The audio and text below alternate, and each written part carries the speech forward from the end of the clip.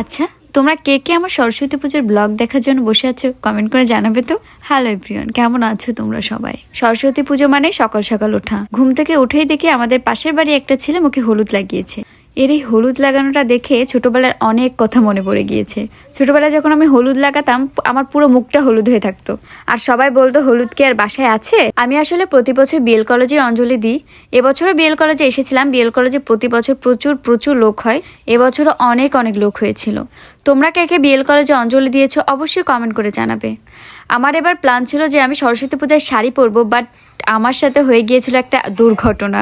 তোমরা আমাকে একটু খেয়াল করলে বুঝতেই পারবে আমার মাথায় কিন্তু একটা আমার কপালে কিন্তু একটা আলু উঠেছে। অ্যাকচুয়ালি কালকে আমি কলেজ থেকে আসার সময় রোডে এমনভাবে একটা গুঁতো খাইছি, সেই গুঁতায় আমার মাথায় বড় একটা আলু উঠেছে। কিন্তু ওই যে ফ্রেন্ডরা মিলে প্ল্যান করেছে শাড়ি পরতে হবে, শাড়ি না পরলে হবেই না।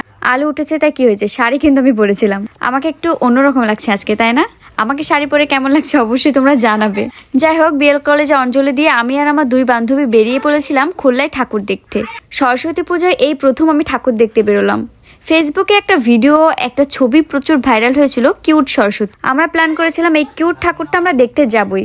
আমি আর আমার বান্ধবী ওই 2টা নাগাদ বেরিয়ে গিয়েছিলাম, ভাবছিলাম ওই টাইমে ভিড় কম হবে, কিন্তু গিয়ে দেখি না, ও সময় প্রচুর ভিড় ছিল। ওখানে গিয়ে আমরা আগে আরেকটা ঠাকুর দেখে নিয়েছিলাম, তারপরে একটু মা কালীর দর্শন করে আসলাম। তারপরে চলে গিয়েছিলাম আমরা কিউট ঠাকুরটা দেখতে।